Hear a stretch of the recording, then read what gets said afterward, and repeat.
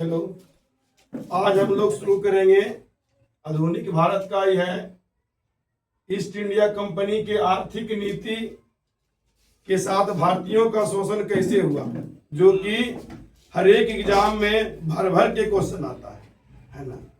इसलिए हम लोग ध्यान से पढ़ेंगे और रट्टा मार के रखेंगे। एक बार नहीं, दो बार, तीन बार, चार बार, जब तक कंप्लीट ना हो इसको देखते रहना है ना। ठीक है, देखिए ये लोग ईस्ट इंडिया कंपनी वाले बोले हैं। देखिए मेरा गला भी खराब है, लेकिन फिर भी जिस जोश से हम लगे हैं कि बच्चे का एग्जाम में क्वेश्चन ना प्रॉब्लम हो, उस जोश के साथ आप लोग भी लगे रहिए। दबा करके शेयर कीजिए, लाइक कीजिए और कमेंट कीजिए। तो आइए हम आपका जो है टू दी पॉइंट पर आते हैं। अब ईस्ट इंडिया कंपनी की आर्थिक नीतियां, भारतीय का शोषण, यानी वो आर्थिक नीतियां इसलिए बनी कि भारतीयों का अधिक से अधिक शोषण हो सके, अधिक से अधिक यहाँ के खजाना को लूटा जा सके, अधिक से जितना अधिक से अधिक हो यहाँ के लूट करके भाग जाए। जैसे कि खनिज को लूटना, यहाँ सोने की चिड़िया कहलाता था, है ना। बहुत सा वैसा धंधा था, बहुत सा वैसा खनिज संपदा था, उस लोभ में ही आए थे। तो लोभ में आए, डायरेक्ट तो लूट करके नहीं चले जाएंगे, उनके लिए भी कुछ नीतियां बनाई। वही नीतियां ईस्ट इंडिया कंपनी की आर्थिक नीतियां जो भारतीय शोषण के लिए था। ये नीतियां इन्होंने 5 नीतियां बनाई। 5 में प्रथम थी कृषि भूमि बंदोबस्त, क्योंकि पता आपको है भारत कृषि प्रधान देश है, बिना कृषि का किसी का कुछ नहीं चलता है। ठीक है, तो वो जो है कृषि पर के लिए पहले नीति बनाया। उसके बाद भारतीय कृषि का वाणिज्यीकरण, भारतीय कृषि के वाणिज्यीकरण। तीसरा है औद्योगिक नीति, जिसको भी इंडस्ट्रियल बोलते हैं। औद्योगिक नीति, जो भी कल कारखाने थे उस पे नीति। उस समय तो कल कारखाने उतना नहीं थे, लेकिन कुटीर उद्योग थे, है ना। उसके बाद चौथा आयात निर्यात नीति, यानी खरीद बिक्री, एक्सपोर्ट इंपोर्ट जो बोलता है वही। उसके बाद भारतीय धन निष्कासन का सिद्धांत। तब हम लोग बारी बारी से देखेंगे सबको, ठीक है। तो सबसे पहले है कृषि भूमि बंदोबस्त। कृषि भूमि बंदोबस्त भी 3 था इसके था। पहला था अस्थाई बंदोबस्त, दूसरा रैयतवाड़ी, तीसरा है महलवाड़ी व्यवस्था। अस्थाई बंदोबस्त ये जो है, इसमें क्या था कि जमींदार लोग किसान से कर वसूलते थे और वसूल करके वो ईस्ट इंडिया कंपनी को देते थे। वास्तविक बात है कि अगर जो ईस्ट इंडिया कंपनी से जमींदार वसूलेंगे तो ईस्ट इंडिया कंपनी सोचेगी कि अधिक से अधिक जमींदार से हमको टैक्स मिले, और जमींदार सोचेंगे उससे कई गुना अधिक जमींदार को मिले किसान से टैक्स। यहाँ शोषण तो किसान का हो रहा था। अब यहाँ बोलने की जब शोषण किसान का हो रहा है तो भारतीयों का शोषण कैसे हो रहा है? अरे भाई, यहाँ सबसे अधिक तो किसान थे। 100 में कितने जमींदार होंगे? 1-2, लेकिन 99 तो किसान होंगे। तो किसान का शोषण हुआ, अर्थात भारतीय का शोषण हुआ। तो अस्थाई बंदोबस्त पर देखिए, अब यहाँ पर एक क्वेश्चन बनता है, अस्थाई बंदोबस्त का निर्माण किसके द्वारा किया गया, कब किया गया था? इस ढंग का क्वेश्चन आता है। तो अस्थाई बंदोबस्त का निर्माण जो है सर जॉन शोर द्वारा किया गया था। सर जॉन शोर द्वारा किया गया था। वो 1789 ईस्वी में किया गया था। एकदम क्वेश्चन बनता है, एकदम फैक्ट है। उसके बाद ऐसा कोई जरूरी नहीं है, कोई जो नियम बनाता है लागू वही करता है। जो नियम आता है वही लागू नहीं कर सकता, कोई और लागू कर सकता है। उसी प्रकार देखिए 1789 में नियम बना सर जॉन शोर के द्वारा, लेकिन लॉर्ड कॉर्नवालिस के द्वारा अस्थाई बंदोबस्त का नियम जो है लॉर्ड कॉर्नवालिस के द्वारा 1793 ईस्वी में लागू किया गया। कितने साल बाद किया गया? 4 साल बाद। नियम बनने के 4 साल बाद लागू किया गया। उसके बाद होता है कि ये कहां कहां लागू किया गया।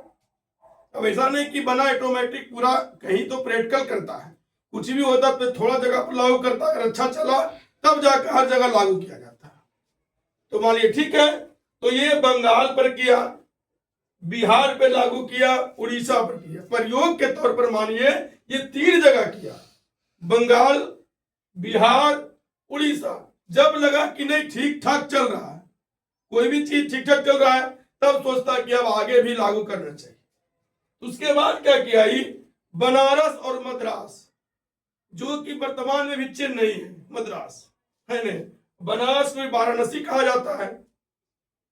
उसके बाद इसमें क्या था, जैसे कि इसके पहले इसमें बताए हैं कि किसान से जो वसूलता था जमींदार, वो ईस्ट इंडिया कंपनी के अनुसार सारा जमीन का मालिक जमींदार था। और जमींदार जो है, समझिए कि पट्टे पर जमीन किसान को दिया गया था। वे पट्टे टाइप के टैक्स टाइप, जैसे हम लोग क्या है, हम लोग भी अगर खेती हम लोग के पास है तो हम लोग डायरेक्ट आरओ ऑफिस में, अंचल कार्यालय में जाकर रसीद कटवाते हैं, वहां हम लोग पट्टे जमा करते हैं। हम लोग का भी जमीन उसी प्रकार का है। उस समय का रूल कुछ और था।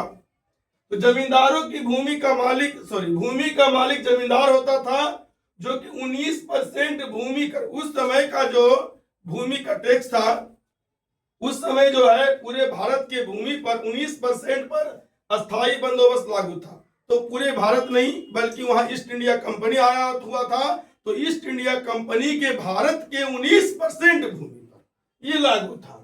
तो क्वेश्चन यहां से बहुत बनेंगे। देखिए, पहला बनेंगे कि अस्थाई बंदोबस्त का निर्माण किसने किया, सर जॉन शोर।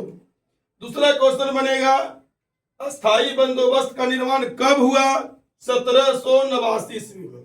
तीसरा क्वेश्चन इस पर बन सकता है कि अस्थाई बंदोबस्त कब लागू किया गया, 1793 ईस्वी में।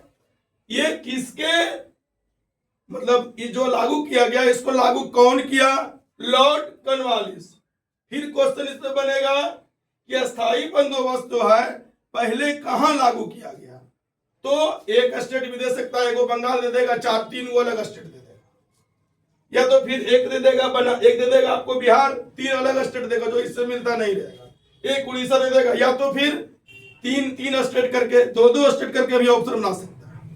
तो बंगाल, बिहार, उड़ीसा पर सबसे पहले बार, उसके बाद भी प्रयोग किया, उसके बाद जो है लागू किया बनारस और मद्रास पर, जो कि वर्तमान में बनारस अभी वाराणसी है, मद्रास भी।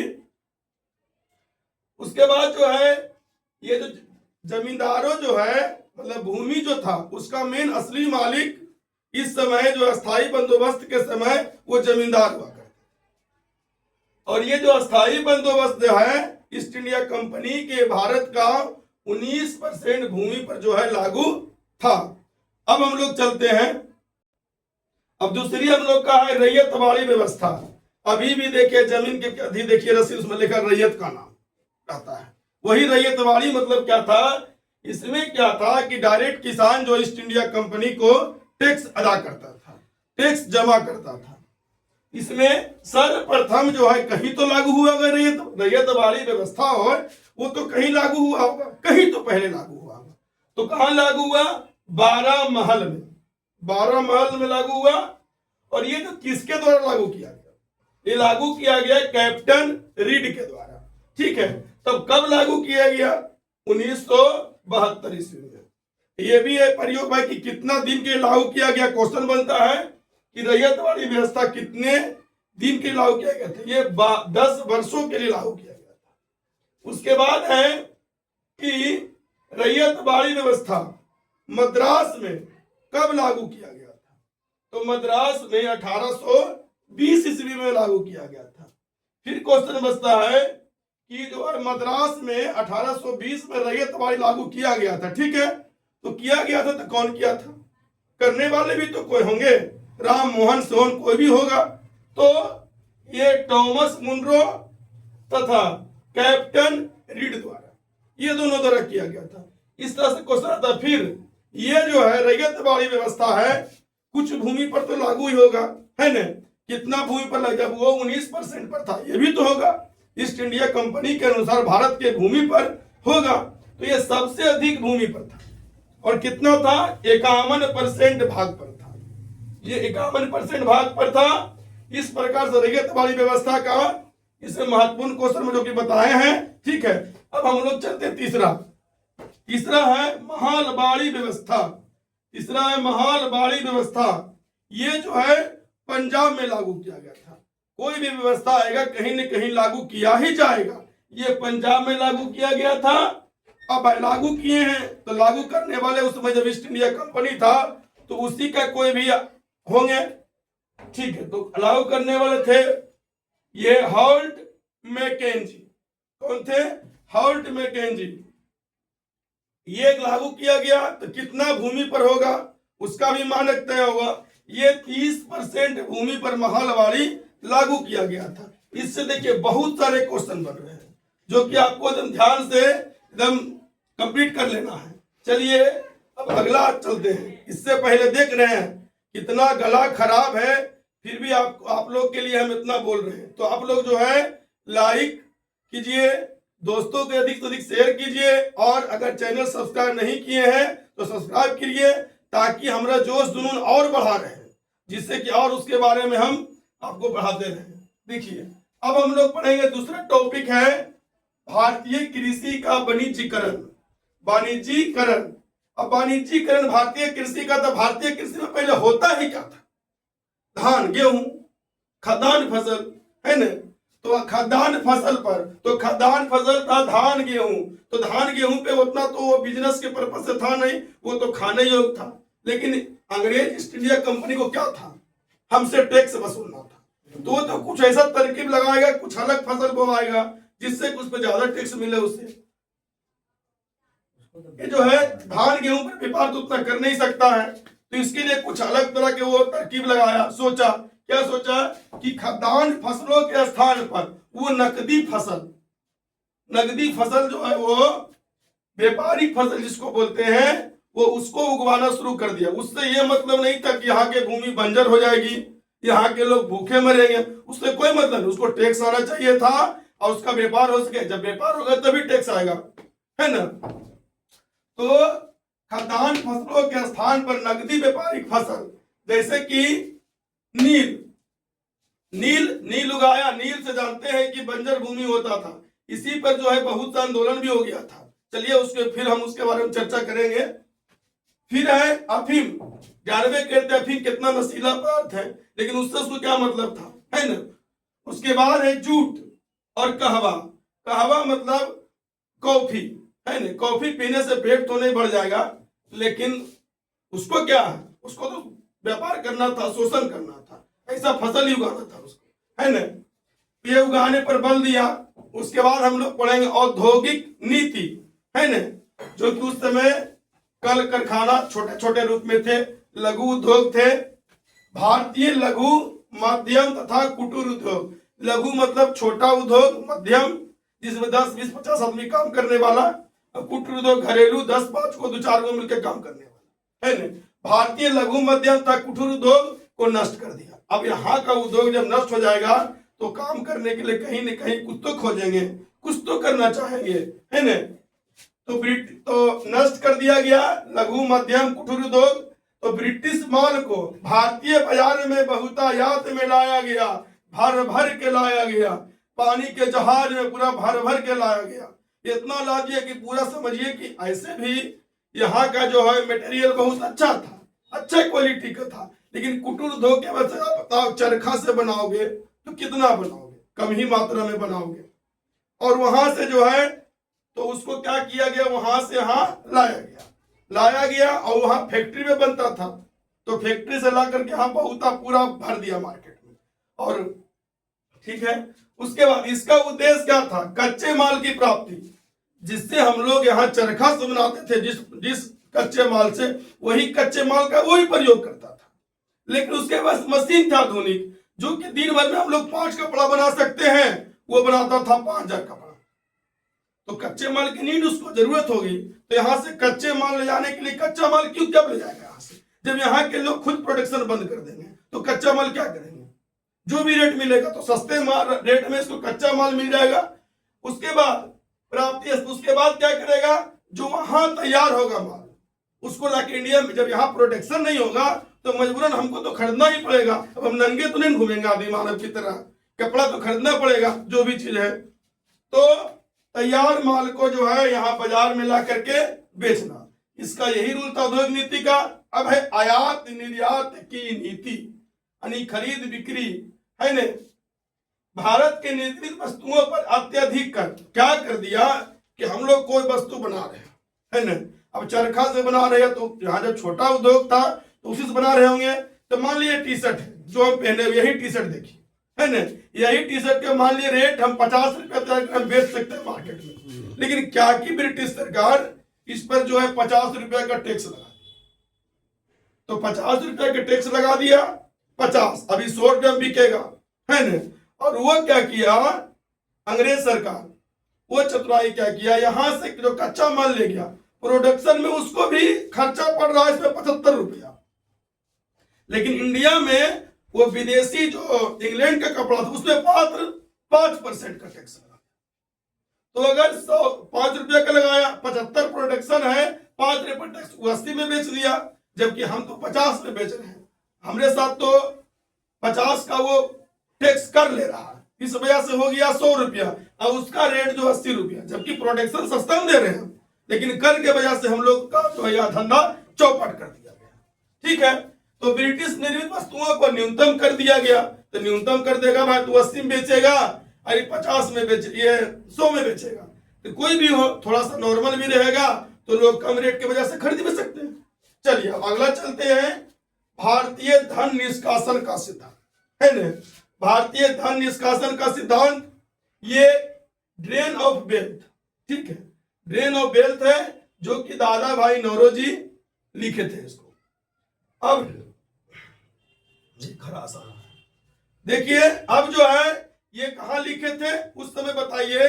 भारत वालों को शुद्ध से बोल नहीं पाते थे, ये इतना महान थे, इसलिए तो दादा भाई नौरोजी, नानो कह दीजिए, ये तीनों थे, दादा भाई नौरोजी। इसलिए इनको जो ये क्या हुए, ये इंग्लैंड में जा करके 1867 ईस्वी में कर दिए काम, है न। ये भी महान कांड करने वाले आदमी थे, है न। अब देखिए इनका जो प्रथम उल्लेख था, अब वो लिखे होंगे तो कहीं तो उल्लेख किए होंगे, तब ने हम लोग पढ़े हैं कि कुछ समय ऐसा था कि प्रकाशित होगा, उनका नहीं हो पाएगा ना, इसलिए कि वो एक गुलाम देश के व्यक्ति थे। ठीक है, अगर हम ही चाहेंगे तो किसी जो यहाँ का जो मीडियम है वो गलत भी किया तो बहुत कुछ बच के उसके सामने कुछ पेश करना पड़ेगा, है ना। तो प्रथम उल्लेख जो है इंग्लैंड डेब्ट टू इंडिया नामक लेख में किया। प्रथम उल्लेख इंग्लैंड डेब्ट टू इंडिया नामक लेख में किया। लेकिन लोग सोच लेते हैं कि नहीं, property and British rule of India में किए, नहीं, वो किए थे इंग्लैंड डेब्ट टू इंडिया नामक लेख। ठीक है, अब उसके बाद देखिए उस समय जिस समय वो किए थे उसमें भारत की स्थिति इतनी खराब थी कि क्या कहे, वो इतना तो एक भी दूध पिलवा बच्चा खुश नहीं होगा जितना हम लोग का मंथली इनकम था। और जब भारत के प्रति व्यक्ति आय का आकलन किए थे दादा भाई नौरोजी, तो मात्र 20 रुपया बताया monthly.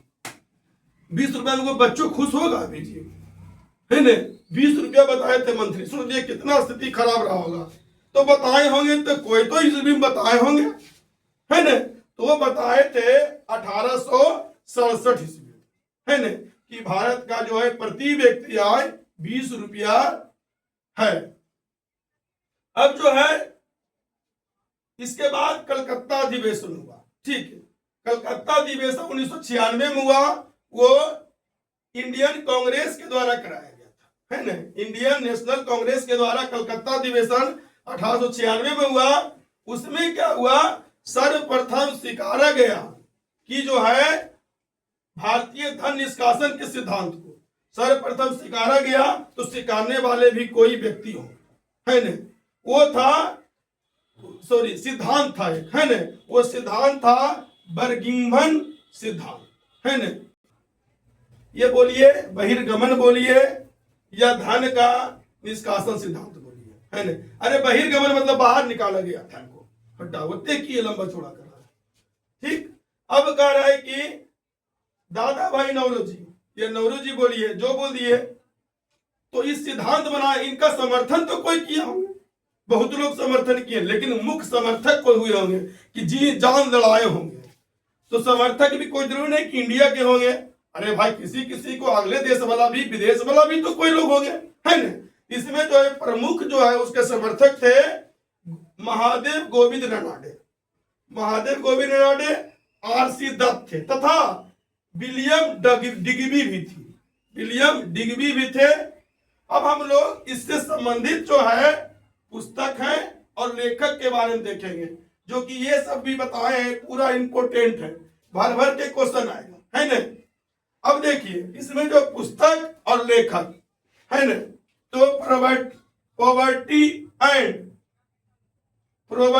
And un British rule in India, इसके लेखक कौन है? नौरोजी, ठीक है, दादा भाई नौरोजी। फिर है the wants and means of India के लेखक है दादा भाई नौरोजी। अरे बहुत महान व्यक्ति थे है ने। उस समय तो कुल लोग नर्सरी और 12th करना सोचता होगा, लेकिन उस समय इतना महान महान काम किए हैं। ऐसी थोड़ी 3 स्टेप में नाम है दादा भाई नौरोजी, कुछ तो खासियत रहा होगा इस बंदे में। On the commerce of India, on the commerce of India वो भी दादा भाई नौरोजी ही लिखे थे है ना। इनको बायोवृद्ध व्यक्ति भी कहा जाता है ना। प्रोस्परस ब्रिटिश इंडिया, इनके लेखक थे William Digby. Economy history of India, इसके लेखक थे आरसी दत्ता, जो कि भारत के आर्थिक इतिहास की पहली पुस्तक, इसमें यह क्वेश्चन बन सकता है, भारत के आर्थिक इतिहास की पहली पुस्तक कौन थी? तो economy history of India, Bharat के आर्थिक इतिहास की पहली पुस्तक किसने लिखी? आरसी दत्त। तो ठीक है, आप जो है इस वीडियो को पूरा क्वेश्चन भर भर के दिया हुआ हर एक एग्जाम के लिए, बिल्कुल पीसीएस हो या बिहार पुलिस हो है ना, बिल्कुल ऊपर हो या नीचे हो, तो आप लोग इसको गौर से देखिए, कॉपी में नोट कीजिए और इसको जब तक वीडियो को देखिए जब तक कि आपका मुंह पर ना आ जाए है ना। जैसे कोरोना खतरनाक था वैसी खतरनाक आपको बन जाना है। तो ठीक है, अब जो अगर आप लोग को अच्छा लगा तो इस वीडियो को लाइक कीजिए, दोस्तों के बीच अधिक से अधिक शेयर कीजिए। यदि आपने चैनल सब्सक्राइब नहीं किया है तो चैनल सब्सक्राइब कीजिए। धन्यवाद।